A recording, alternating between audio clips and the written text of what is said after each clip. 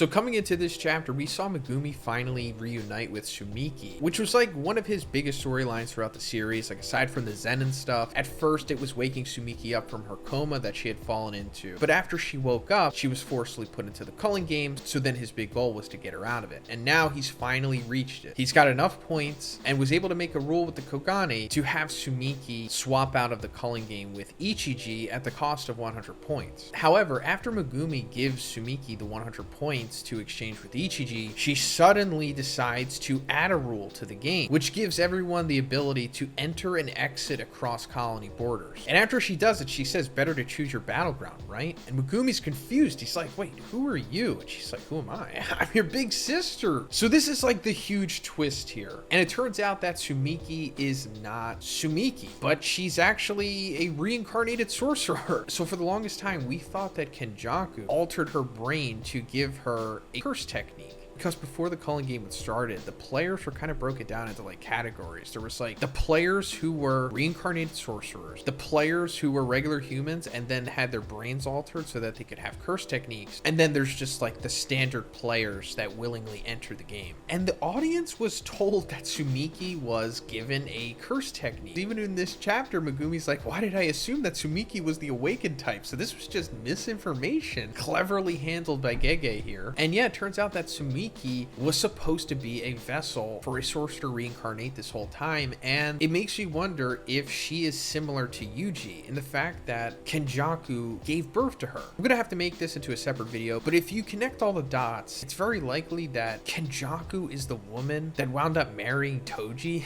But anyway, the reincarnated sorcerer that Sumiki has become is Yorozu, and she says that she hasn't fought for 1,000 years and she wants to choose who and where to fight, and she chooses Sukuna and then flies away with like these wings, which I guess are her like curse technique. And as Angel and Yuji are about to go after her, suddenly one of the biggest moments in the series happens, just out of the blue, and it's Sukuna finally saying "in chain," because we know that this is like the big binding vow that was set up between Sukuna and Yuji way back in the beginning of the series. Like even the anime onlys are still patiently waiting for this moment, and we the manga hardcores are just getting it now. So after this happens, Sukuna catches us up to speed on what the binding vow was, and he says, I have two conditions. You agree to let me take over your body for 1 full minute when I chant "in chain. You will forget about this agreement." And that's pretty much the long and the short of it. There's also another stipulation where he says he won't hurt or kill anybody, but obviously we're going to see him circumvent that because he immediately blitzes Angel and like does something to her that makes her go unconscious. He's not hurting her or anything in this because it would go against the binding vow, but he's like, I don't know, doing some secret jujitsu move and she's like passing out. This is important obviously because Angel's curse technique, like her ability to extinguish curse techniques or whatever it is, can like shut down reincarnated sorcerers. And I'll go more into that. But then Sukuna says from here on is a gamble, and his pinky like gets all cursy and he rips it off. And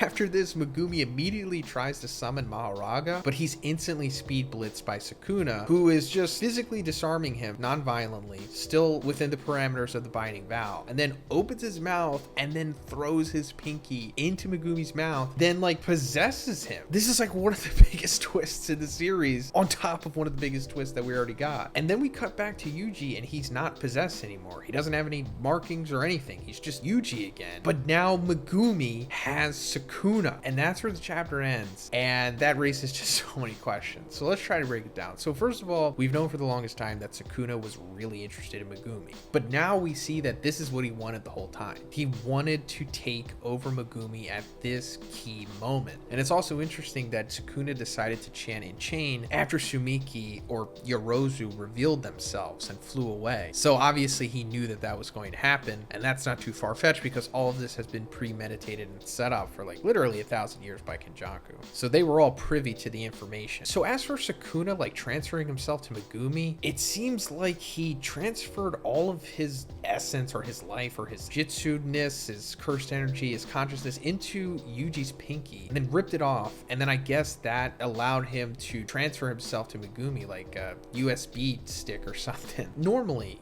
Megumi wouldn't be able to be taken over by this, right? Because even in the first chapter, when Yuji eats Sukuna's finger, Megumi says that's a special grade cursed object, a lethal poison. He'll die for sure. but there's a chance, a 1 in a million. And of course, you know, it wasn't really 1 in a million because it was premeditated that Yuji would eat it, but for Megumi to eat it, it would have been a 1 in a million for him to survive for sure, or at least it's implied as such. But since Sukuna is making like a fresh pinky here, maybe it's not the same as like his cursed object fingers stored in his grave wax. Maybe this is like the sashimi version of that, so it circumvents any kind of complications and it just instantly makes Megumi the host. I guess because he's also strong enough. It's not like he's just doing it to a normal human. Now, another interesting thing about Sukuna taking over Megumi is now he also has access to Megumi's points. Because in the previous chapter, Akotsu transferred his points to Megumi, and Megumi wound up having, I don't know, 359, something like that. And then, of course, he transferred 100 to Sumiki so that she could get out of the culling game, but she use that to make a new rule. So now he should have like 259, something like that. So in theory, Sukuna can make 2 rules right now, which I'm pretty sure is why he decided to change at this point, because he knew it was going to happen. He knew that he would have a certain amount of points that he was going to give to Sumiki. And as for what Sukuna does right now, I assume he's going to track down the rest of his fingers because he still only has 15. And as for where the other 5 are, we have no idea, but maybe Kenjaku has like a care package set up for him or something. But I do think Megumi will be saved eventually, because in chapter 199, when Megumi and Yuji are talking to Angel about reincarnated sorcerers, they ask her like, can your technique revert possessed players to their original state? And she says it's not impossible, but it's extremely likely they will die because the cursed object and the body fuse, so it's difficult to strip one away. So it being not impossible, I think is going to lead to not only Megumi being saved here, but also Sumiki, but more so Sumiki. As for whatever's going on with Megumi, I assume that Sukuna is going to like separate and be like his own autonomous being, and then maybe that's when he eats the rest of his fingers and then just becomes like prime Sukuna again. So in the previous chapter, we saw Sukuna say enchain and activated the binding vow that he had formed with Yuji at the beginning of the series, and as per the stipulation, he could take over Yuji for 1 minute but not harm or kill anyone. And after he takes him over, he seemingly transfers himself to Yuji's pinky, then rips it off and force feeds it to Megumi and takes him over. And coming into this chapter, Sukuna is explaining why and how he did this. So what he's saying is that he basically saw potential in Megumi's curse technique, which is the 10 shadows, and that apparently he also has a capacity to suppress Sukuna, and that it'd pose a problem if he turned out to be a quote-unquote cage the way that Yuji was, instead of a vessel that he could just inhabit, like what we've seen with the majority of the other reincarnated sorcerers. And he says that he should have just made Megumi swallow the finger in the first place, but to guarantee that he'd be able to take like full control over him, he waited for the right moment that Megumi's soul was shattered. Because in the previous chapter, we saw that once he had finally reunited with Sumiki, it turns out that she was actually a vessel for a sorcerer from 1,000 years ago, just like Yuji and Hana. And the sorcerer inhabiting her body was Yorozu, and they like flew away. And as Sukuna says, in that moment, Megumi's like soul shattered because everything Megumi has been doing was for Sumiki, and now everything just fell apart before his eyes. So he was super vulnerable to Sukuna taking him over. And this also clears up, I guess, partly why Sukuna was so interested in Megumi this whole time. It was because of the 10 shadows, and also I guess just his potential as a sorcerer. And I'm sure there's more to it, like him being a Zenin and all that stuff, but it's mainly just the 10 shadows here, because as we'll see, Sukuna like completely breaks this technique. But now that Yuji realizes that Sukuna has taken over Megumi, he's like dumbfounded, and Sukuna just levels Yuji, like DBZ style, launches him through a freaking building onto another building, and Yuji's just done after this. Like, I think this is the most significant strike Yuji has ever taken in the series, maybe. So I assume he's going to be down for a couple chapters after this, and I think the only way that he can really recover from this is Akotsu showing up, which he definitely is soon, because also in the previous chapter, Yorozu made that rule with Megumi's points to allow travel between colonies, which allowed Yorozu to leave the colony because they wanted to fight Sukuna in a different place. But this also means that Akotsu can now come to this Tokyo colony. And once he shows up, he might find Yuji and then use reverse curse technique on him and, you know, allow him to recover and whatnot. And then I guess we might see Akotsu versus Sukuna, or as it's been alluded to, Akotsu versus Kenjaku. But that's a subject for another time. But after Sukuna launches Yuji, we see Takaba and Megumi running up on him, and he's like, no matter which era, insects always spring up out of nowhere. And we're not going to see them fight in this chapter, but I really do hope that we eventually see at least Takaba take on Sukuna. But anyway, Sukuna uses the 10 Shadows technique and summons Nu, but it's not the Nu that we're familiar with in the series. This is like Mothra Nu. Like, this is how freaking powerful Sukuna is with just 15 fingers. Like, this isn't even his full power. He still has 5 left. But he amplifies the 10 shadows this much, as to where he's not just summoning like normal Shikigami anymore. He's summoning freaking kaijus. And like I said, this is just new. There's so many other things he could summon, and I'm going to talk more about that in this big collab that I'm doing with other Jujutsu Kaisen creators, which will be up on the channel next week. So look out for that, and subscribe also if you haven't already. Thank you. But after he summons this Mothra Kaiju Nu, he has it rain lightning down on Takaba and Maki. But before it's able to hit them, Angel shows up, and she's able to like nullify it with her curse technique. And Sukuna says that unlike Yuji and I, Angel and Hana coexist. So Angel helped Hana recover faster from unconsciousness, because we saw in the previous chapter that Sukuna did some secret jujitsu grappling move and like knocked Hana out. But since Angel's also in there, he helped her wake up, similar to what, you know, Sukuna did with Yuji in the beginning of the series. But Hana is apprehensive about using her ability on Sukuna because it's in Megumi's body, and she obviously doesn't want to kill Megumi. And Angel's like, you know, it's too late now. It's him, the disgraced, or it's also translated as the fallen, which, you know, further implies that Sukuna is something more than just a human, or at least originally. But going further, Angel's like, before he takes further root into the body, we need to tear him apart and extinguish him. So then they start to use her ability, which is called Jacob's Ladder, and it like takes up the entire sky, and it seems like it's working. Like, Hana is shouting through her trumpet, like, give him back, Megumi is mine. And after she's done, he says like, I remember now, thank you, everything's all right. And it seems like Megumi's back, but of course it's not. I mean, he still has the markings on him after all. But Hana is just so frantic right now in this hectic situation, and she can't really think straight, and she thinks that Megumi is back, you know, not realizing that this is Sukuna obviously tricking her. And Angel realizes it, and he's like, no. And Hana's like, Megumi, I have always, and before she's able to finish it, I assume she's gonna say, I've always loved you, because it was revealed in Hana's flashback that like when she was a child, she was like abducted by this curse, until like one day randomly Megumi and Gojo came by, and Megumi saved her with her divine dog. So like since then, she's just been in love with Megumi for being her savior. But anyway, as we saw, her ability didn't work on Sukuna, and he still has control of Megumi. And in the final panel, we see Sukuna like hugging Hana and Angel, and his head grows like 3 times its size, and his mouth opens, and it looks like he's about to eat her. And it says, never forget the true nature of a curse. So this is insane, and this might confirm one of the big long-standing speculations that we had about Sukuna. And it's that the abilities that we've seen from him, like Cleave, Dismantle, and the Fire Arrow stuff, are maybe not necessarily his innate abilities, but his innate ability was the ability to copy other abilities, other curse techniques. Thought, okay, so maybe he's able to do this by like eating other people, because when we saw that volume artwork of what he looked like back in the day, it looks like he may have had like a mouth on his stomach or something. And you know, the whole Cleave and Dismantle thing also points towards like filleting meat, cutting meat, and just being a chef and whatnot, or just preparing food.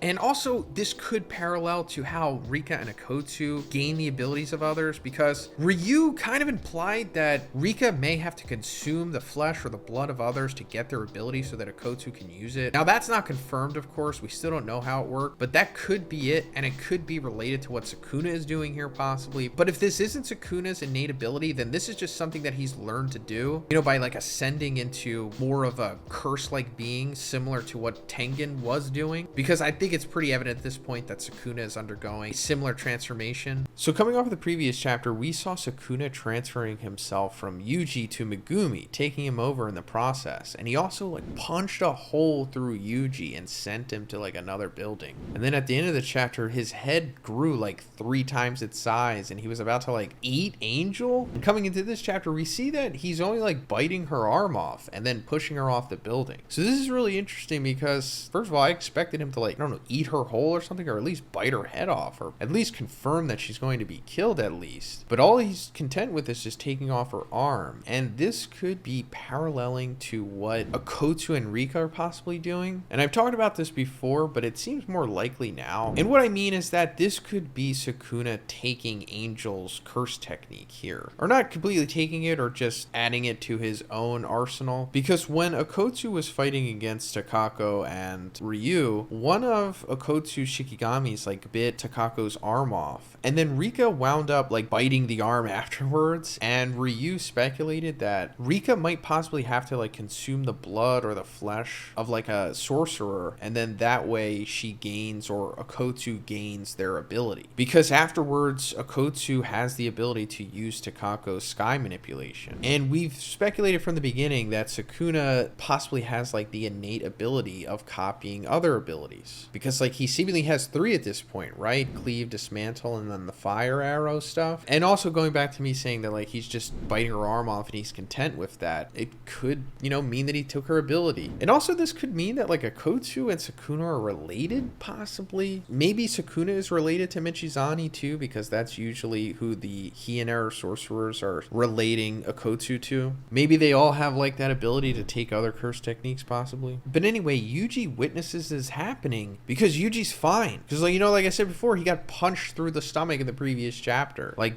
the biggest wound that he's taken in the series, pretty much, aside from what Sukuna did in season 1, but he's fine. Like he doesn't even have a wound anymore. It's like he underwent reverse curse technique or something. I mean, I guess he had to, right? That's the only explanation for this. So he somehow underwent subconscious reverse curse technique. And it could be something that Kenjaku put into play here. Maybe there's some kind of contingency that activates once Sukuna separates from Yuji, because Yuji is also seemingly at the peak of his power in this chapter, like much stronger than what he usually is. Even Sukuna like mentions it, because we see Yuji like bust off this building here, and he winds up like clashing with Sukuna here. When they separate, Sukuna's like, you know, what's that strength? And they fight a little more, and Sukuna's like, you know, I get it. The boy is from that time. Kenjaku does the grossest things. So like that time is ambiguous. It really could mean anything. I mean, we can assume it means like that time, like around the time when Yuji was born or conceived or whatever. And it's like, how would Sukuna even be really aware of that time? I mean, I guess he's absorbing the memories of Megumi and Yuji, but also like Megumi technically shouldn't really be around at that time either, or at least self-aware.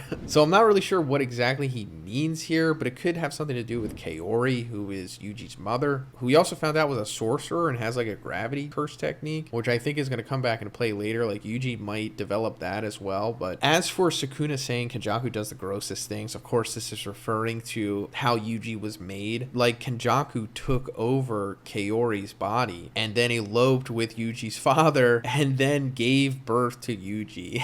Like that is pretty extreme, and I guess you know, it could be considered quote unquote gross, as Sukuna says here, but you know, just further showing how far Kenjaku goes for his plans and his ultimate goal here. But that's a whole story for another time. But also, as we speculated about before, Sukuna is definitely aware of what Kenjaku's doing. Like a lot of these Hiener sorcerers were privy to some information coming into the Culling game, but if anyone knows the most besides Kenjaku himself, it's definitely Sukuna. Like I can't wait till we get a flashback of them conspiring like 1,000 years ago to set all this up. But they have like a little verbal back and forth here, and Sukuna finally starts using his curse techniques, like something we haven't seen since Shibuya. And I think he's using Cleave here. It could be Dismantle. They're both kind of interchangeable at this point, but I assume he's using Cleave, which is like a super impressive curse technique. Like we obviously don't get to see it that much, and comparing it to like the other curse techniques that we have seen, like it's really powerful. Like he's just standing there and Yuji is getting sliced up by this, and as he's coming to an end, Yuji's like, I almost forgot, these guys are and will always be curses. And that is also an ambiguous line. Like curses means a lot in this series. Like curse could simply just mean a sorcerer who is not affiliated with like Jujutsu High, you know, something like that. Or it could just straight up mean curse spirit without you just saying spirit at the end. As for Sukuna, he's somewhere in between. You know, I think we've all been speculating for a while now that Sukuna is similar to Tengen, and that they're both evolving into more than a human and something like a curse, if not just straight up a curse. Also, Sukuna calls like Hana a human in the beginning of the chapter, or he just says humans, which is odd because Gojo said that Sukuna was a human. So I think, yeah, he probably has evolved into something more, as to where now he can just call other people humans. But coming to the end of the chapter, Sukuna really amps up his cleave on Yuji, and it's just like eviscerating him. But it seems to be going only skin deep. Like he can't eviscerate Yuji the way that he did to the finger bearer in Maharaga. Yuji's just walking this down, just like getting cut up on the surface. And Sukuna realizes that his cursed energy output is low. And this is because Megumi is seemingly taking back control, or fighting back more than he was able to. So he's limiting how much cursed energy Sukuna can use, meaning that he can't produce a cleave or dismantle strong enough to like cut beneath Yuji's skin. And then the chapter ends with Yuji just leveling Sukuna here in an awesome panel, which is a very long time coming for Yuji, and I'm sure a lot of the people in the audience. And yeah, that's where the chapter ends, and I'm super excited to see where this goes. Like, this is probably the most hyped the series has ever been at this point. Like, this is where everything has been headed, essentially, right? And I'm pretty sure Gege did say that he wants to end the series this year, or at least in 1 year, so we don't really have that many chapters left. Like, we might have 25, possibly 30 chapters left at this point, so we are getting to the big moments, such as, like, you know, Sukuna separating and fighting Yuji. So from this point on, the series is just going to be at like a 10. Like, everything is just going to be happening, and it's going to be incredible. Like, what happens after this? Does Megumi fully take back control of Sukuna so soon? And that is possible, but then Sukuna is going to transfer to somebody else, possibly. And also, we have to acknowledge that Sukuna still isn't whole. He still only has 15 fingers in him. There's still those 5 others out there, which I think Kenjaku probably has ready for him, because also a couple chapters back, we saw Kenjaku and Urarame in, like, the Zenin headquarters, I think, and Urarame said that, like, this would be a good place for Sukuna's bath house or whatever. So it's like they already know what's going to happen. They always have. So they probably already have the 5 fingers waiting for Sukuna for him to consume and to become all powerful. But before that, we still have to deal with what's going on with him and Megumi, and Sukuna possibly continuing to manipulate the 10 shadows, and then also Gojo in the prison realm. But now Angel has been taken out of the picture, or, you know, she's still alive, I assume. Hana and Angel. So we still need to have their ability used on the back of the Cursed Realm, which Choso has. I don't even know where Choso is currently. So this chapter opens up with the fight between Yuji and Sukuna continuing, and on this first page, we're seeing this conversation between, I guess, Sukuna, Kenjaku, and Urarame, because I think this is Sukuna saying, hurry up. And then we see Kenjaku and Urarame, and Kenjaku's like, we went out of our way for you, so take it easy, have some patience, we're moving quickly. And it looks like they're inside of this flying fish curse thing. So yeah, they are flying on their way to Sukuna now, which, you know, makes sense considering what happens at the end of the chapter. But also Kenjaku's saying, you know, we went out of our way for you. This, of course, goes back to the big plan, deal, whatever that they made in the Heian era, which I've been talking about for, I don't know, a year, 2 years now, and I'm so eager to find out, like, the truth, like, what they said, what kind of plan was made, what deals were put in place. I just can't wait till we get a flashback of what went down in the Heian era 1,000 years ago. And now that we're finally going to have Sukuna, Urarame, and Kenjaku, like, by themselves, I think in the next couple chapters, we're finally going to get that reveal. Or at least hopefully. But Yuji keeps going at Sukuna, and it's not really doing much to him. I mean, it's not doing nothing, but as we've seen, Yuji can only really keep Sukuna at bay. And Sukuna says, you know, my cursed energy output is fluctuating. At its lowest, it's under 10%. So in the previous chapter, we saw that Megumi was taking back control, which is causing his cursed energy to fluctuate, sometimes even under 10%. And this is basically saving Yuji from being killed here, because Sukuna can't produce a cleave or dismantle strong enough to cut Yuji further than, like, skin deep. But he can't stop Sukuna from moving, which he says, you know, his physical movement seems to be fine. So just his curse energy is being affected here, but that's the most important thing. But then after this, Maki shows up, and we saw that she was already going after Sukuna with Takaba, but he kind of stifled her with Nu's lightning. And he even brings it up here. He's like, I don't see damage from Nu. I guess she isn't easy to take down. And yeah, that's very true. Maki is ridiculously powerful right now. In my opinion, she's very likely special grade. Coming off of her portion of the Culling game when she took down Curse Naoya, she had a lot of convenient power-ups, I'll say, in that fight. And she wound up coming out of it, like I said, pretty much special grade, and the story implies that she's essentially like the new Toji. I mean, obviously she's not like a facsimile of him, but she's more or less representing what he could have been if he was still alive currently in the story, I suppose. And she wastes no time, and she just immediately goes after Sukuna with Yuji, and this is awesome. This is already one of my favorite sequences in the series, because I've just been waiting to see Maki go all out. and just have people fight Sukuna in general. And we're getting all of that in this chapter, and it's so satisfying. Like, Gege did a really good job with this one, but it also just shows how unbelievably strong Sukuna really is. I mean, of course, we knew that Sukuna was, but this really solidifies it, in my opinion, that he is probably the strongest character in the series. I don't know definitively if he's stronger than Gojo. We don't really have any evidence to support either end of that argument, but at the minimum, he is tied for first with Gojo at this point. Simply because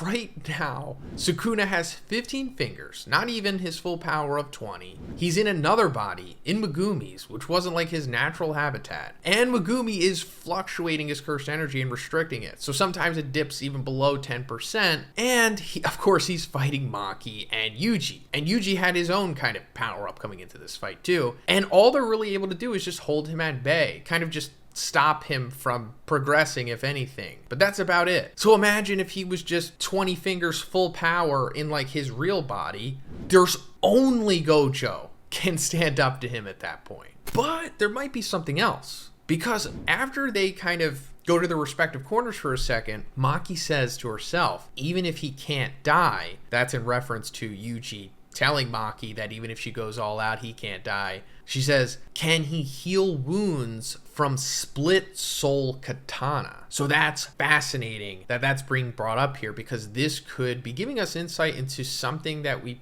possibly didn't know. So first of all, the split soul katana is the sword that Maki currently has. As her sister Mai was dying, she was able to use her curse technique construction to make one final curse tool, and she wound up making this sword, which is actually aesthetically the same as that sword that we saw Toji use against Gojo. But this is better because it has the ability to cut the soul of the person that it cuts. And that's like as significant as a weapon can get in this series, I suppose. Because the soul is like the ultimate thing in this series. Like, you can't reverse curse technique back from it, which is, you know, precisely why she's bringing it up here. We saw that Mahito could manipulate the soul, and it was instant death at that point. There was really nothing he could do. He can even manipulate his own soul, and by doing that, he was able to like transform it to, I guess, his true form. And that being said, it's possible that Sukuna has been doing the same thing this whole time. Like, Sukuna figured out how to manipulate his own soul, and that's why he has like 4 arms and 4 eyes, and he's all cursed and weird and stuff like that. He's not necessarily doing exactly the same thing that Tengen was doing, because that was mainly predicated on Tengen's immortality curse technique, but he is achieving a similar effect of Tengen because he's been manipulating his own soul, and he's becoming more than a human, something like a curse, if not a full-blown curse at that point. Similar to Mahito, who had to, quote-unquote, rip his human face off in order to achieve that form. Could be the same for Sukuna's real backstory here. But I bring all of this up because I think we're eventually going to get to the point of Maki using this sword on Sukuna and cutting his soul. I mean, this is basically Chekhov's gun here, right? And I think when that happens, there's going to be like this huge twist where Sukuna isn't getting killed by it, but he's actually able to heal his soul from that slash, because it's going to be revealed that he was secretly manipulating his soul this whole time. I think that would be a pretty cool twist. And it also just eliminates that out of, you know, defeat Sukuna with the soul sword. But their fight continues, and it's getting to this point of, like I said, where they're kind of just holding each other at bay, and nobody's really progressing, and Sukuna would have to have more consistent power to really go at the capacity that he wants to at this point. So he realizes that the body resists him and drops curse energy when he's hurting Megumi's allies. So in that case, he decides to use a different variation of cleave, which is the spider web. So if you went over the spoilers with me earlier this week, we weren't privy to the cleave portion of this. We just knew that he was doing like a spider web thing, and we thought, oh, this is like a new curse technique. Now he has like 5 curse techniques possibly. No, not necessarily. This is cleave. It's just like a different variation of it, where he's just using it to make a spider web pattern on the ground and is destroying it that way. But that doesn't remove the possibility of him having more curse techniques that he hasn't shown us yet. I still do think that's very likely. But the debris from him using the spider web here allows him to separate from Maki and Yuji, and then suddenly we see Ororame in the distance using their maximum technique, which is the frost calm. So I guess this confirms that Urarami's, I guess, innate technique is like the ice manipulation thing that they can do. I say they because we don't know if Urarami is a male or female or whatever they identify as. It's probably going to be a twist once we get that reveal, maybe. Unless it's been revealed already. I don't know. But using Frostcom here, which is insane. Like similar in power output to what we've seen from like Jogo's maximum technique. And this just instantly freezes them as expected. This is an unbelievable ability. One of the strongest we've seen maybe. And it's pointed out specifically that Urarami had to use more cursed energy to restrain Maki than Yuji. Not that they necessarily needed to, but just it was better to, as Sukuna says, focus on Maki, since I think it's safe to say she's stronger than Yuji at this point. That won't always be the case. Yuji definitely has a big power up coming for sure, but at this point she is superior. But Sukuna's like, I need to polish up this form, and he summons Nu, and he says, prepare the bath. And Urarami says, we already have it. It will require a short journey. So yeah, we saw a couple chapters back that Urarami and Kenjaku did set up Sukuna's bath, or they were going to, at the Zenin headquarters, I think that's where they were. And this bath, I don't think it's like literally a bath. Like, I don't think Sukuna's gonna get in there and like wash himself with soap. I mean, maybe he will, but I think the bath is more than that. It's like some kind of ritual that's going to make Sukuna more powerful, obviously. I mean, he says, I need to polish up this form. Now, I don't know if the bath means that he's going to eat the fingers in there, because we don't really know where the other 5 fingers are. At this point, I just assume Kenjaku and Urarami have to have them. If they don't, then it's like, I don't know how they're going to come into the picture at this point. They can't just like leave the culling game and then go search for them like the Dragon Balls. I mean, they can, but it would kind of like derail the story. But anyway, coming into the end of the chapter, I love the sequence where Yuji just anger bursts out of the ice. And he's like, Sakura! And as they're flying away, Urarami's like, should I kill him? And Sukuna's like, no, look, it's hilarious. You know that Harima statue? Yeah, around the mouth. And they're like roasting Yuji here, of course, saying that he looks like the quote-unquote Harima statue. Now, apparently this isn't like the most accurate translation. This is the Viz one. I don't know, but I guess it does make sense because there is this statue made by an artist by the name of Midori Harima. And I guess it kind of looks like Yuji in this instance, but it's also like contemporary art, which Sukuna and Urarami technically shouldn't know about. And I would have questioned this before if we weren't given the explanation a couple chapters back as to like when a sorcerer from the past reincarnates into a new person, they basically take over their memories and stuff. So they're like instantly brought up to speed on what's going on with society. So Sukuna just knows about the Harima statue, and Yuji's pitiful look, as he says here, reminds him of that. This is like more of a Gege thing than anything. So coming off of the previous chapter, we saw Yuji and Maki taking on Sukuna until Urarami showed up and used their maximum technique and froze Yuji and Maki. And the chapter ended with Sukuna asking Urarami to prepare the bath, like this big ritual that we've been building up to. And we're going to find out what it is in this chapter, but Sukuna summons Nu and flies away with Urarami before Yuji is able to intercept them. And that brings us to the beginning of this chapter, where we see Kenjaku and Urarami like conversing while the bath is taking place. And we're also finding out that like Kenjaku still can't like do his full plan, which is merging humanity with Tengen, because apparently the culling game has to end first, and we didn't know this before. And it's because Kenjaku was kind of putting on a bravado in front of Choso, because he even says it. He's like, you know, I can't merge Tengen with humanity until I end the culling game, even though I was acting cocky around Choso, because that's when we were given information on what was going on with all that stuff. So that's kind of good, because if the culling game didn't have to end, then the series would essentially be over at this point, because he could just do it right now, because Tengen is seemingly defeated, or I don't know what's going on with Tengen. They haven't really explained it yet, but the culling game has to end, and that's the big thing here. So expect the series to go more linearly at this point, I suppose, because now we have like a direct path where we know that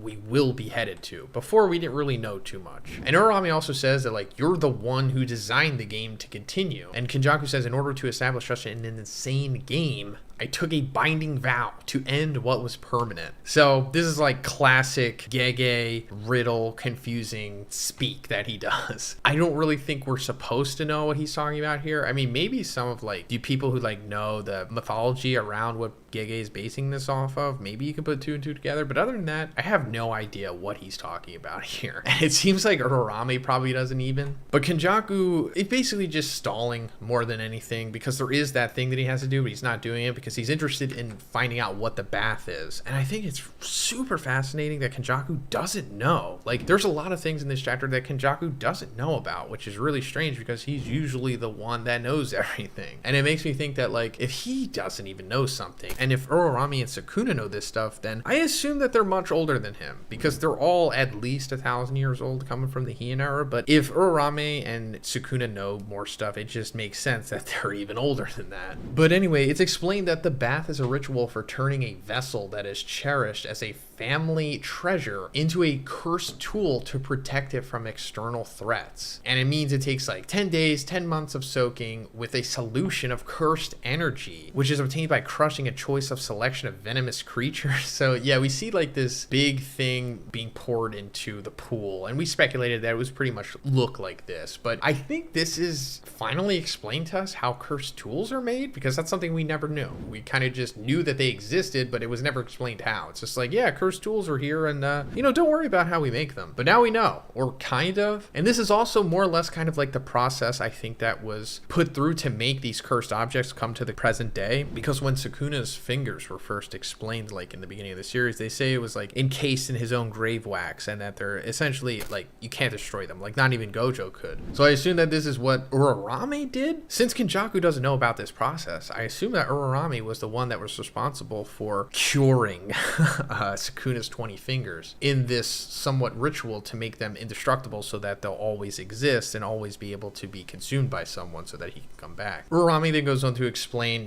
how you have to cut the cursed spirit and freeze them because they'll turn to death, and all of this stuff, and all of these intricate details and how it's done. This is more so like how a chef, describes preparing meat and everything. And also Urarame has like a big tuna sword knife thing that they use in Japan. And it's also interesting because when Sukuna's curse technique, cleave and dismantle, was explained, we saw the very same like sushi knife in that panel. So it's all like connecting here. And I don't think it literally means that they're like culinary masters. I think it's more so like a metaphor for what they're actually doing beneath the surface with their secret techniques, if anything. But Sukuna and Megumi comes out of the bath. Oh, and Kenjaku's like, you're keeping that visage, like you're staying inside of Megumi's body. And Sukuna says this is better for fighting sorcerers. And it's like, okay, makes sense. 10 shadows is good for fighting sorcerers. But does that mean that Kenjaku is going to fight a curse after this? And it's like, does that mean that what we've been speculating about is true? Like this big thing that Kenjaku is going to make by merging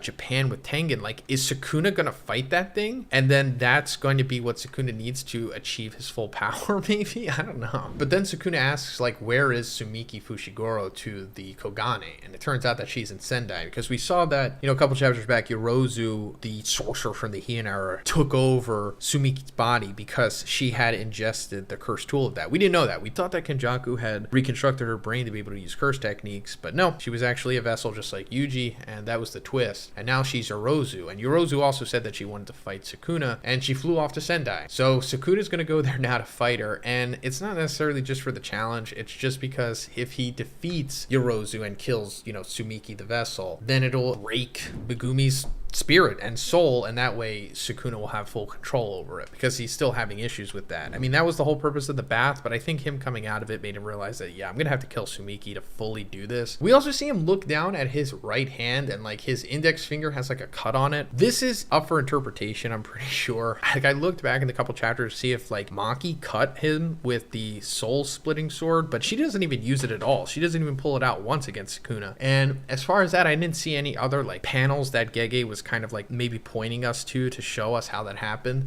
It could be that this is something from his fight with Yuji, and maybe this is telling us that like, oh, this is what Yuji's doing to him. Like has this ability as to where like you can't reverse curse technique back from his attacks that he does to you or something. Maybe he could be getting something from Sukuna. And if it's not that, then maybe it's Megumi. His body is breaking down possibly from holding Sukuna for so long because he's so powerful maybe, or it is Megumi himself fighting back still? Not really sure, like I said, up for interpretation, but I think this ultimately just means that Sukuna has a very limited amount of time to stay inside of Megumi's body. Also in this sequence, we're finding out that Yorozu had like a thing for Sukuna, I guess. I don't know. She was like romantically interested in her. I don't know. But then we cut to them flying to Sendai in Kenjaku's flying fish cursed spirit thing. We also saw him use this, I think, in the previous chapter, maybe. But Kenjaku also asked Sukuna for his points. He's like, I'll give you a ride, so give me your points. And that's definitely going to lead to something. It's like, why does Kenjaku need these points? He's obviously going to add new rules, and these rules, I'm pretty sure, are only going to benefit him. Like, it's eventually going to come to the point of where Kenjaku is double-crossing Sukuna, or Sukuna is double-crossing Kenjaku. Like, I really don't think that this group here is going to flourish. But as they enter Sendai, we see Uro and Ryu, the two sorcerers that Okotsu had fought.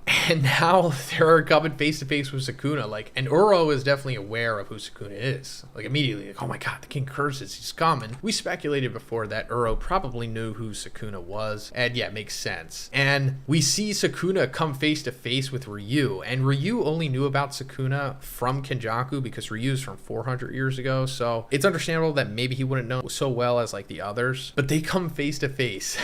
And Sukuna like instantly like slices him up his torso. And he's like, wow, I wanted to slice you in 3, but you're not so bad. And it's like, yeah, we knew that. Uro is really powerful. He would probably be considered special grade, I'm sure. Like he gave Okotsu a pretty good fight. I mean, not that close. I mean, he was fighting like, 3, sometimes 4 people at once. But this is more so just showing us the difference between them. Like Sukuna is obviously way more powerful than Okotsu. Like, yeah, Okotsu is one of the strongest characters in the series for sure, but Sukuna is like on another level. And I was waiting to talk about this, but I think we're going to be introduced to like a new level of power. Like in One Punch Man, their power system isn't like grades, it's more so like disaster level. So like the special grade power level of One Punch Man is like dragon, in my opinion, somewhere around there. And then we have characters that are stronger than what a dragon would be, so we call it above dragon. And I think in Jujutsu Kaisen we're going to start seeing like above special grade, and we're kind of starting it here with just like Sukuna. Like when he goes to 20 fingers, he'll definitely be what is considered above special grade. And I guess you could consider Gojo the same, but he instantly cuts through Ryu's head here. And yeah, that's it. I guess he's dead. I mean, he could come back from this because I think he has reverse curse technique, but considering that his brain is being sliced in half here, like it's pretty much done. And that sucks because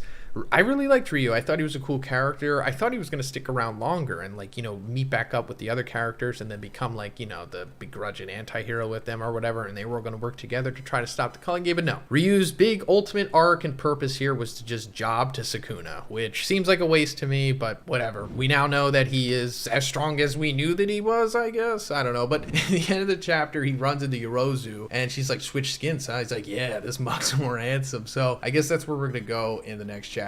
I don't think he's going to kill Sumiki because, she's kind of innocent and Megumi and her need to at least get out of this. Like, I don't think it's going to be that sad of an outcome for them, but we'll see what happens with this. Remember, the whole finger thing with Sukuna looking down on it, I think that's going to play into this. So coming off of the previous chapter, we saw Sukuna entering Sendai Colony and immediately taking out Ryu. And in my previous review, I said that it was pretty much for the purpose of showing us how powerful Sukuna was in relation to the other sorcerers, and that is partly true, but in this chapter, we're seeing that it served more than one purpose because it's also showing us how powerful Yorozu is as well. Because at the end of the previous chapter, Sukuna ran into Yorozu where they were about to fight, and that's pretty much the entirety of what takes place in this chapter. But as I was saying, Ryu died for more than one purpose, which is good because I do miss that character, but like I said, it's for Yorozu because she is unbelievably powerful. She's easily one of the strongest sorcerers we've ever seen in the series, and I guess at this point she's been able to put up the most competitive fight against Sukuna, who currently has 15 fingers, meaning that Yorozu is much stronger than even what Jogo was. But anyway, the opening dialogue here is interesting because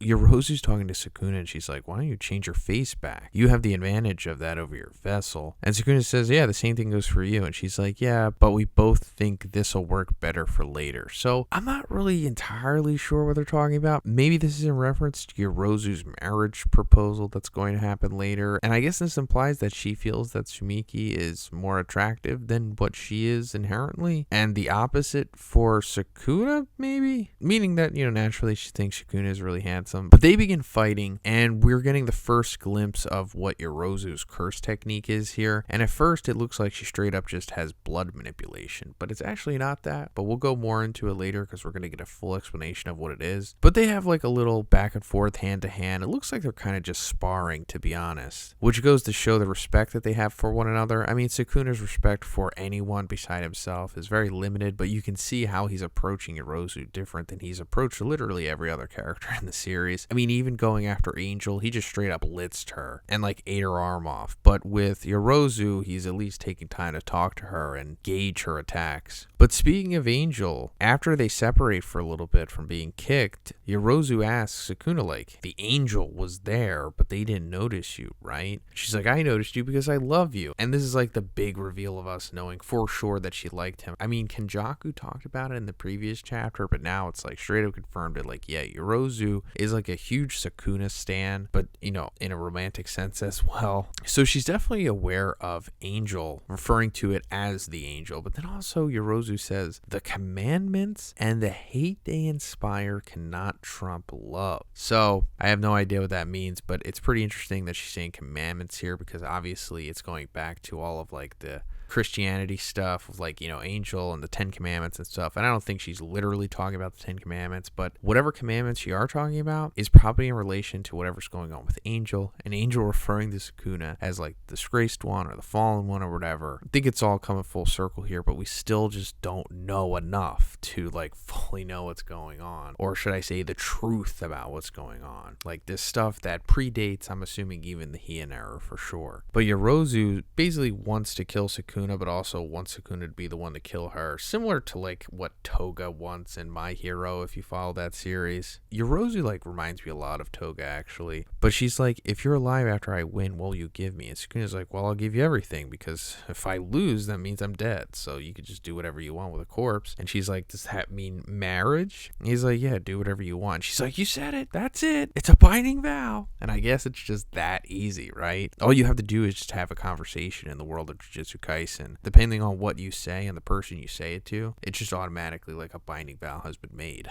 And I'm sure it worked way easier with the Heian era sorcerers. Like, you really had to watch what you were saying back in the day amongst them because, like I just said, you could just spark up a binding vow before you even realized it. But then she goes on this whole sequence about what they're going to do if they get married and making shrunken heads of handsome kids in the village and all this stuff. And also she mentions Urarame. She's like, was Urarame reincarnated? And I know she says this right after the whole comment about making the shrunken heads out of the boys. I don't think this is confirming that Urarame is a male. I think Rosu's kind of just talking about Urarame in a different sense here, saying that like, I'll have Urarame prepare the feast. So I think this means that Urarame is like Sukuna's, I don't know, servant or whatever. Like that is Urame's main purpose, to serve Sukuna and nothing else, because even Yorozu was aware of it. So I guess your Urarame is like Sukuna's, butler or Alf. Like, how like Batman has Alfred? That might be what Urarame is to Sukuna.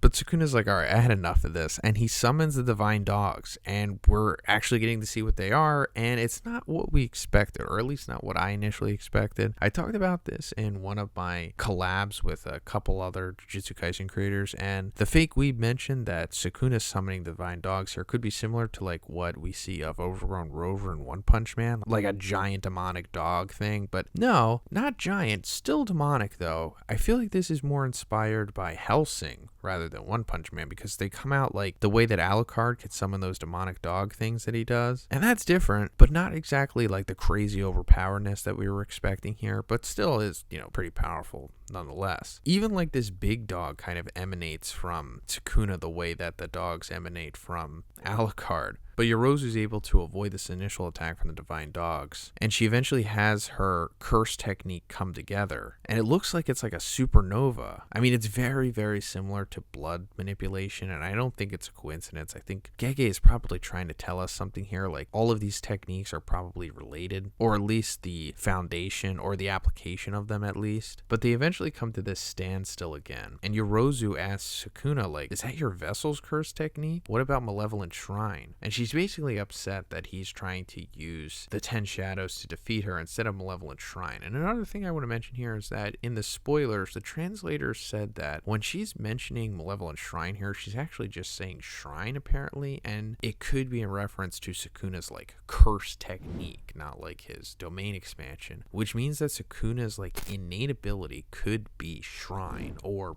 Malevolent Shrine or whatever, and it's not like Cleave Dismantle as we speculated about, meaning that shrine could be like this base technique that we have been assuming for years that maybe is how he's able to use multiple techniques. And I know I've talked about this many times before, especially recently, but I think Rika and Akotsu are supposed to parallel Sukuna, possibly something like that, because like I think maybe Rika represents like the Malevolent Shrine that Sukuna has, because we saw that she can like open herself up and it reveals like all of these cursed tools and whatnot. And also Rika herself is supposed to be a conduit for Akotsu's cursed energy and the techniques that he acquires. But anyway, the whole purpose of Sukuna trying to use the 10 shadows to take down Yorozu here is so that Megumi, the body that he is in control of right now, will have its soul destroyed, knowing that it killed Sumiki, because Yorozu is in Sumiki's body. Yeah, we have this really interesting situation going on right now. Two siblings, or should I say the vessels of these siblings, fighting each other, inhabited by two different ancient sorcerers. But Megumi is apparently still fighting back enough to force Sukuna into this situation. Like, not even him doing the quote-unquote bath in the previous chapter was enough to suppress Megumi fully. So having him kind of, by proxy take out his own sister, he feels is enough to fully crush his soul. But Yorozu obviously doesn't like this. She gets angry. She's like, oh, you touch your wife with someone else's curse technique that isn't your own? It's like, you think you could beat me without Malevolent Shrine? And then we get some exposition on what Yorozu's curse technique is. So it says, Yorozu's curse technique is construction. Depending on her training, she can recreate almost all substances that she recognizes, except for special curse tools. Having constructed many types of combat equipment, on her way to becoming a veteran sorcerer, Yorozu developed liquid metal with changeable volume, yet stable physical properties due to her semi-autonomous cursed energy. So yeah, that's a really cool curse technique, one of the best we've seen so far. But I think this is pretty much the same as Mai's curse technique construction, because the explanation that we got for hers was that using her own cursed energy, she can construct an object from nothing. Unlike creating objects inside a domain, objects created with cursed technique construction will not disappear after the spell is finished. However, an immense amount of cursed energy is used, which has a harsh effect on the body. For Mai, 1 bullet a day is her limit. So this could be like what the full potential of a construction user is. Like, they start up just becoming like Overhaul for My Hero, and also can manipulate their proprietary material that they're able to make here, like it was blood manipulation. So a lot of potential for this technique, and I do think we'll see more of it. But coming into the end of the chapter, she uses like not her maximum technique, because it's not stated here, but one of her strongest techniques, where she's making this, as it says, flesh armor specialized in appropriating numerous biofunction, and she looks like this big like locust cursed spirit, this buff insect creature thing. Really cool. And Sukuna's like, perfect, it's time for a test drive. And he starts to summon Maharaga. Like, we see a Maharaga's thing behind him. I don't even know what you call this. I'm sure people who are really into the mythology around Maharaga and the 10 shadows and what they're based off of know what this thing is called. But it starts to summon, and this is super hype. Like, this is as hype as it gets, at least for this moment in time, because Maharaga is like the apex of power for the 10 shadows, and Sukuna himself is just like the apex of power for sorcerers. And when we first saw him summon Nu, we were like, oh my god, he just turned Nu into a kaiju. Imagine what he could do with Maharaga. And I actually talked about this in a collab with a couple other Jujutsu Kaisen creators, like this exact premise, like Sukuna is going to summon Maharaga. Now that it's happening, it's like, wow, is he going to be a kaiju, or is he going to be different, kind of like how we saw with the divine dogs? Like, they kind of came out like the Hellsing dogs. So does that mean that Maharaga is going to be something different, something that we weren't even really expecting of? not necessarily a kaiju, but I don't know, something else. I mean, obviously he's going to be way more powerful than what we saw when Megumi summoned him. And it's like, okay, so how powerful is Yorozu? I guess Sukuna respects her enough that it's like, okay, her using this armor means that she's strong enough for me to have to summon Maharaga. I mean, yeah, he's also kind of having fun, but at the same time, he feels that it's necessary, that he has to jump to that level. So, all right, so in this one, we're continuing the battle between Sukuna and Yorozu, which is ostensibly like the strongest battle that we've seen in the series so far. Like, this is the peak of Jujutsu. A lot of fun here, but coming off of the previous chapter, 217, we saw Yorozu use the ultimate ability of the construction curse technique, where she makes like this insect armor around her, which says that it's specialized in appropriating numerous biofunctions, and we'll go more into that because it's explained at the beginning of this chapter. But after Sukuna saw that, he said, perfect, it's time for a test drive, and he summoned Maharaga's wheel ball thing. And I know I've been calling it that a lot, and I haven't really been going too much into what this thing actually is, and that's because I didn't educate myself on it, guys. I just knew it as Maharaga's wheel ball thing, but I have done some research into it since that time. And of course, a lot of us know that this is based off of Buddhism, as a lot of things in Jujutsu Kaisen are. Like, Gege draws a lot of inspiration from that, but this wheel ball thing is based off of the Dharma chakra. And the Dharma chakra, or the wheel of Dharma, is a widespread symbol used in religions such as Buddhism, Hinduism, and Jainism. Now, why it is on Maharaga and Sukuna, well, it's mainly just for the mythology of Jujutsu Kaisen, of course, but what could it be paralleling to in like real life mythology and religion and stuff like that? Well, if we just look a little more into it, maybe it could mean whatever Sukuna ultimately wants for this ability, because we thought that he was gonna summon Maharaga, but as we've seen in this chapter, he doesn't. He kind of just has the Dharma chakra just sitting on the back of his neck or the back of his head, the way that it sits on the back of Maharaga's head. So the symbol is also sometimes connected to the Four Noble Truths, which in Buddhism are the truths of the Noble Ones, or the Noble Eightfold Path. Now, this is where I think Gege is more so going into, because the Eightfold Path is an early summary of the path of Buddhist practices leading to liberation from samsara, the painful cycle of rebirth in the form of nirvana. So this just go back to what we were like speculating about for the last 2 or 3 weeks, to where like that's what Sukuna's ultimate goal for the 10 Shadows is here. Not to be a beast with it, but to just use it for, maybe it's like secret backdoor ability here, which is like not summoning Maharaga, but somehow using him to like rebirth yourself, which, you know, of course is like what Sukuna is trying to do here, become autonomous, because he still currently isn't. He is like possessing the body of Megumi, and while he has more control over it than he did to have Yuji's, he still, you know, isn't like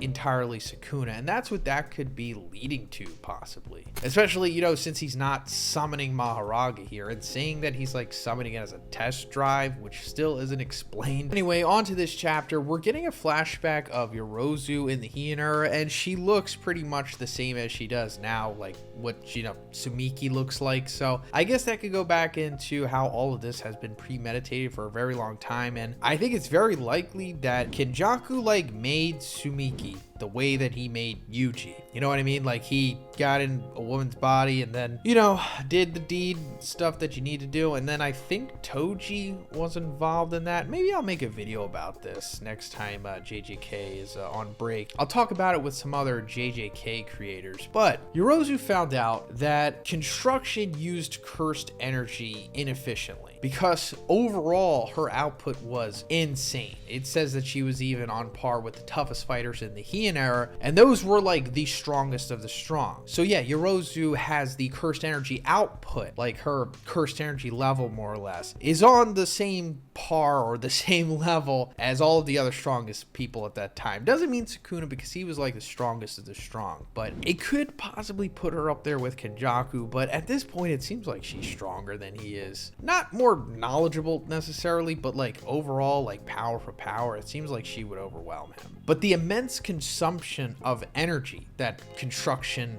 required caused her trouble. So long story short, you know, with what she was able to do with at the time, she was able to research some insects. Now, like I said, with what she was able to do at the time, she didn't have the freaking internet. This is like over 1,000 years ago. She was like looking off of scrolls and hearing anecdotal stories about insects, and that was just enough for her to pretty much perfect the construction curse technique by borrowing these ideas from the insects, incorporating it into her own proprietary armor that she's making here. And that's why it looks the way that she does, because it's borrowing functions and concepts from insects so that she can make the most use of her construction curse technique, because like we said, it uses so much cursed energy, but now this makes it more efficient. And then it also says something really interesting at the bottom here, and I'm not going to go too much into it because Gege doesn't really give us too much, but it says that with this combat style, Yorozu defeated a force directly serving the toe, the 5 empty generals, in bold. This for some reason this is in bold, like we're supposed to know what they're talking about, which equaled the Sun, Moon, and Star Squad that Uro led, and thus was acknowledged by the Fujiwara clan. So yeah, that sounds cool, but it means nothing to us because we have no idea what they're talking about here. Like, this also goes back to Uro being mentioned here. You know, when Uro was fighting against Akotsu back in Sendai, she was mentioning this stuff before,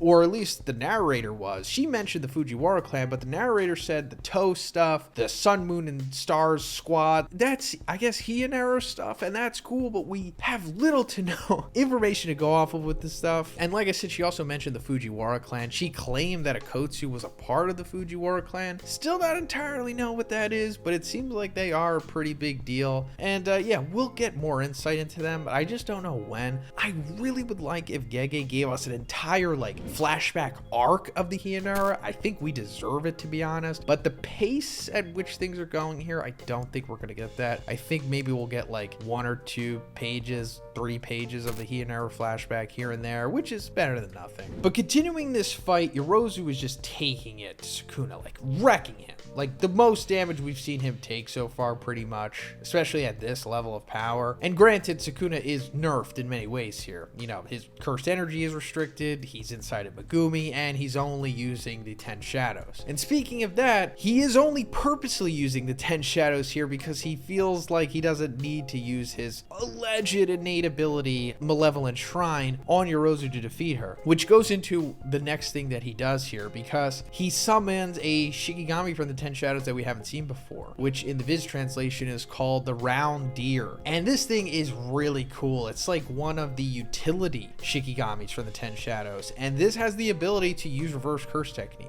Pretty darn cool here. So it's like Sukuna is going so far, he's not even using his own reverse curse technique, which we've seen he could use before, but he's using it through the 10 shadows, because I think Sukuna is trying to prove a point here, not just to Yorozu but also to the audience possibly. It's like, yeah, I could just defeat her just purely using the 10 shadows. I don't even need to do anything else. And I think that's what he's doing here, which is really cool because he's healing all the damage that he took from Yorozu here. And then also, I guess because, you know, reverse curse technique uses positive curse energy, it's shutting down Yorozu's negative, you know, regular cursed energy, which she has flowing through her liquid metal construction curse technique. That's shutting it down, which is interesting because, you know, it should work on paper because, you know, positive cursed energy is like lethal poison to a curse. So regular negative energy, you know, which is cursed energy, I guess would be shut down with positive, but we haven't really seen this used like this before, right? At least I don't remember. Because like Akotsu in theory could just go around and just shut down other sorcerers just by using positive cursed energy against their curse techniques, which I haven't seen him do before. He did use positive cursed energy as like a projectile almost. He like blew it into Kuro Urushi's mouth and exploded him, but we didn't see him use it as like a deterrent against other curse techniques. Like he could have did that against Ryu, but maybe he didn't know that he could. Maybe this is like super high level Hionara stuff that we're seeing here.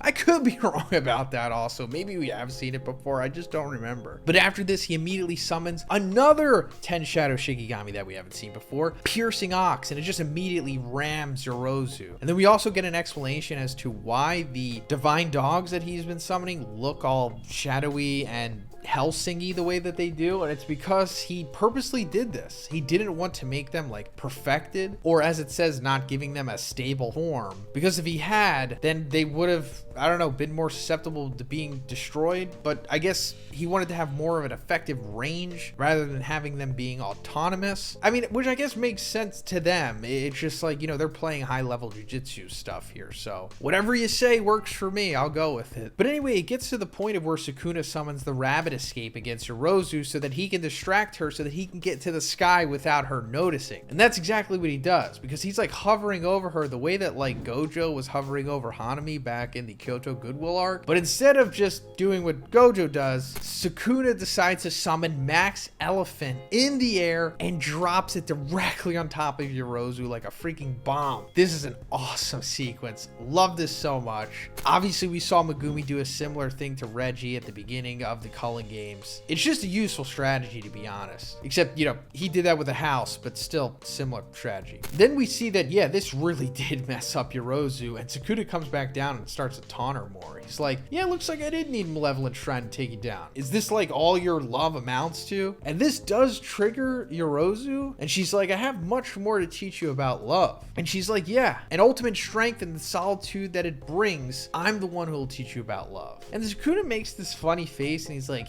It's very out of character for Sukuna, to be honest, but I don't know, maybe we're just getting to understand him more, because granted, we haven't really spent too much time with him, which is interesting because, you know, the series kind of revolves around him and we're 218 chapters in. But it's open for interpretation what he exactly means here, because at first Yorozu thinks he's like understands what love is or knows about love, and she's like, no, that can't be. You're wrong, so I'll show you your true love. I will construct and show you my heart. So that could mean that she's like making a cursed tool similar to what Mai did, you know, because of the heart stuff and what went into Mai's love for Maki and vice versa, and that, you know, gave her the soul splitting sword. I don't know if she's necessarily going to make that, but I could see her doing something like that, making something that Sukuna might even fear, like something so powerful that he's like, oh, I can't mess around anymore. All right, so this chapter opens up with a flashback to the Heian era. Like, finally, we're seeing the most hyped up time in the Jujutsu Kaisen lore here, which is like around 1,000 years ago, more or less. And we see like these monk looking dudes. I don't know exactly what they are. I'm sure somebody in the comments knows, but they're talking about an apparent harvest festival that's going on at this time. And they're like, you know, why do we have to pray to Sukuna for our crops? And then we get the explanation of why they have to do that. And it's like, you know, have you forgotten the elite warriors in the northern Fujiwara's forces, known as the Sun, Moon, and Star Squad, were ripped apart? And so were the 5 empty generals. So yeah, we have to like appease to Sukuna and show that we have no ill will, because he'll slaughter us all if we don't. So I think this might be the moment where Sukuna rose to power, possibly, or where he really made a name for himself, because it's implied here, or at least the wording, at least to me, makes it seem like this is like his big breakout. Like the first big thing that he made himself known about was taking out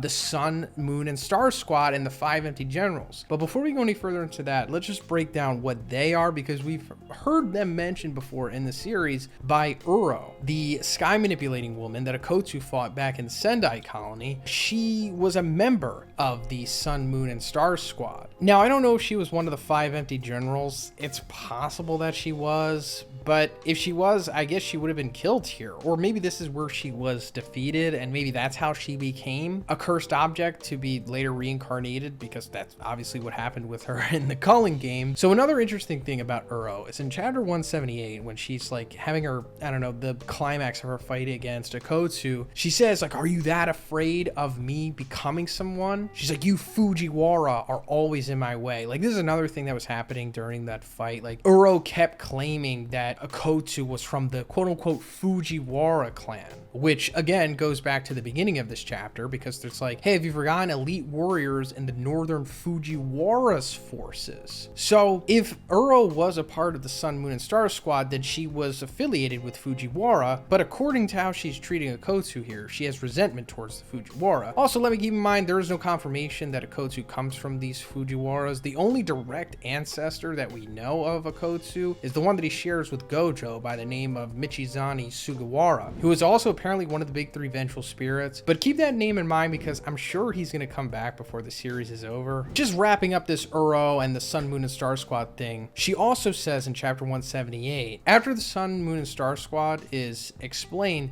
she says, yet that person gave me a name to execute me as a proxy for that person's crimes of killing a member of the same clan. So I know that's typical, confusing, weird gege wording, but I think this probably has something to do with Sukuna maybe. And I think this is why Uro is affiliated with him, because we know for sure that Uro knows who Sukuna is. Like when he invaded Sendai Sendai colony a couple chapters back and jobbed the crap out of Ryu, rest in peace, she was like, it's the king of curses. So whatever she's talking about here, definitely, at least in my opinion, has something to do with Sukuna. And we might see Uro come back as like a disciple of Sukuna, possibly. But anyway, back to the chapter. So we're also seeing Yorozu in this flashback. And Yorozu is being hyped up here, not as much as Sukuna, of course, but it's getting the point across that she's pretty darn elite. Because it says that Hick, which I don't even know if I could say that on YouTube, in Aizu once committed similar acts of savagery, referring to Yorozu here. So that means that she did something similar to taking down like 5 empty generals or just the Sun, Moon, and Stars squad. I mean, I don't know if she literally did that. It just says committed similar acts of savagery. And we already knew that Yorozu was like beyond powerful, like easily top 5 strongest sorcerers we've seen in the series so far, at least based off of what she was able to do against Sukuna. But we see her also coming to this festival where everyone is like praying to Sukuna for good crops, you know, that typical cliche, you know, ancient pastime thing that people used to do. Apparently I think they still might do it in some cultures, but we see Sukuna in all his glory, and he's amazing looking. Like, he's freaking huge too, like twice the size of a normal person for sure. Obviously has the 4 arms and the messed up side of his right face with the 4 eyes. And you know, we speculated before that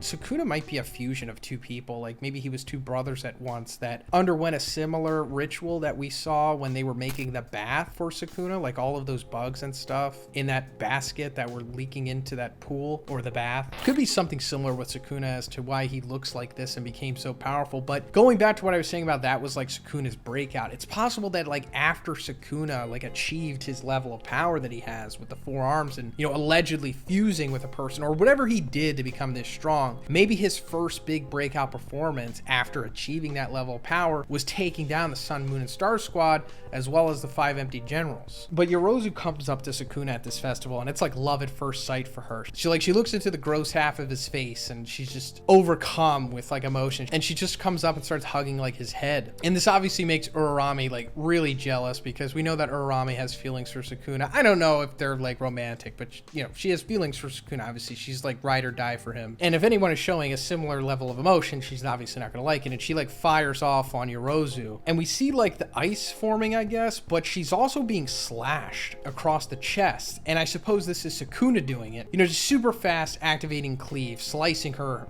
through the chest, I guess, but not enough to kill her. Or maybe he was trying to kill her, because we saw before when he was using a similar approach on Ryu, Ryu didn't die, but he was trying to kill Ryu. Ryu was just more powerful than Sukuna had assumed. So it's possible this is happening here, or maybe Sukuna didn't want to kill Yorozu. Maybe he, I don't know, took her lightly because he does realize that her admiration is genuine. But that's pretty much where the flashback ends. Like, she gets slashed and she's like, oh, I knew it, what a painful wound, which goes back into, you know, why she was always demanding that Sukuna uses Malevolent Shrine against her, and he just refused and kept using the 10 Shadows. But I don't know if their history goes any more than this. I mean, I think it does, because they seem to be more formal, like when they're talking in the current time. So I assume that it didn't end here, and Yorozu like kept having moments with Sukuna, kept trying to be his Urarame, if you will. But we come back to the present, and Yorozu is activating like her final attack, I guess. Maybe this is possibly her ultimate move with her construction curse technique, aside from the domain expansion, and she makes a perfect sphere with her proprietary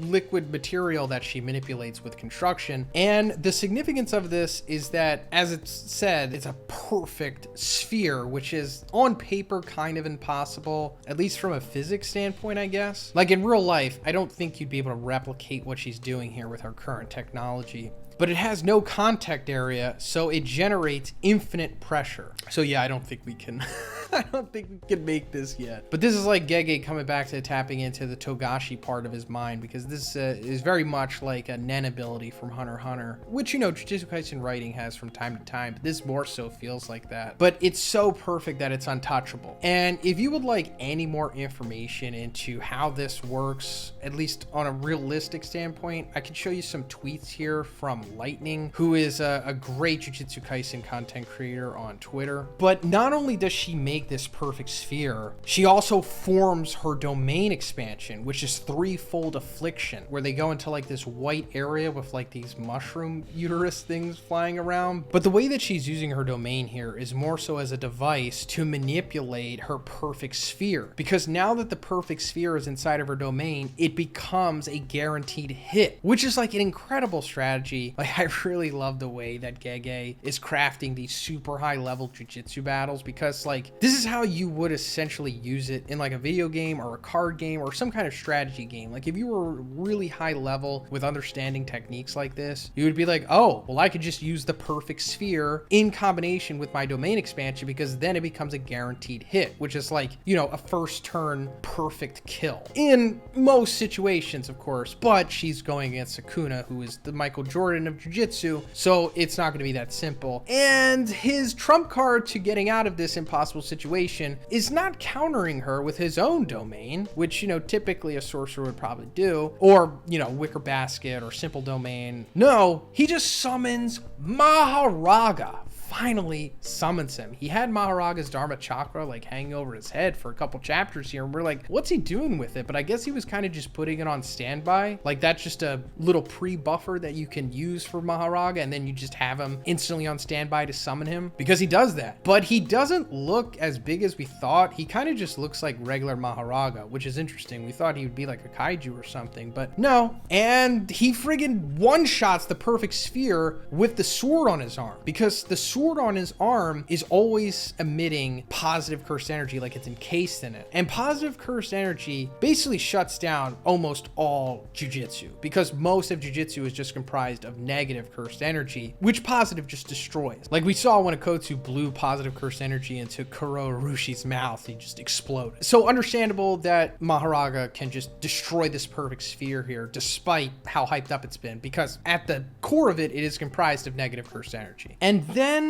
he, I don't know, does something to defeat Yorozu here. We don't really see what happens. I guess Maharaga just cuts her, and then that's it. And then her domain breaks, and Sukuna is just, you know, stepping over her, and he's like, you know, your stuff's good, but, you know, I just figured it out. And, you know, it's just unfortunate that you're going against me. And this makes Yorozu happy, because Sukuna actually knows stuff about Yorozu. Like, he explained to her how her stuff works, meaning that he cares enough to at least analyze it, keep it in his mind, and that made Yorozu happy. And her last dying gift to Sukuna is something that we don't get to see. She says, here, this is for you, and she constructs something with her curse technique. And this is obviously paralleling to what happened with Maki and Mai, because before Mai died, she constructed the soul-splitting sword for Maki. And I guess Yorozu is doing something similar here. I mean, I don't think she's making a soul-splitting sword, but she probably is making some kind of curse tool for Sukuna, or something that will aid him. Which is interesting, because it's obviously going to come back into play later on. And this is possibly what Yorozu's big ultimate purpose was, aside from becoming Sumiki. And that brings us to the end of the chapter, because remember, Yorozu took over Sumiki to be reincarnated as Sukuna took over Megumi. And Sukuna's whole big thing here was to kill Yorozu, who is in Sumiki's body, so that this would destroy the will or the soul of Megumi, because technically it would be Megumi who killed her. Even though it wasn't, it was Maharaga who kills her. So I guess this is kind of like a loophole to not directly put it on Megumi, but we see this visualization, or maybe this is literally what is happening within the subconscious or the inner jujitsu world. But Megumi kind of just sinks to the bottom of wherever he is, meaning that his soul is now suppressed. And Sukuna has full control, full reign over Megumi's body now. And I don't know if this necessarily means that Megumi is dead, but it is possible that he is, guys. And I just want to put that out there, that Jujutsu Kaisen is not, you know, the most traditional of series. Yes, it does have a lot of cliches to it, and it does follow a lot of the same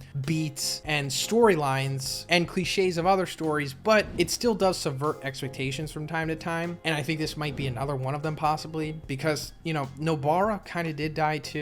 Although, you know, it's kind of like Schrodinger's Nobara at this point, but it's possible that Megumi and Nobara were supposed to die from the beginning. And maybe the true big three, you know, main characters are Maki, Akotsu, and Yuji. Yuji being the main character, of course, but maybe that's what it was always supposed to be. And their counter big three is Sukuna, Kenjaku, and Urarame. You know, I'd like to make another video about this with some other Jujutsu Kaisen creators. I think in like 2 weeks when Jump goes on break. But that's pretty much it for the video today, guys. Let me know what you think about Megumi in the comments. Is he dead? Is he coming back? Let me know. And if you like the video, please give it a like. Please subscribe if you haven't already. Have a great day. I'll see you in the next one.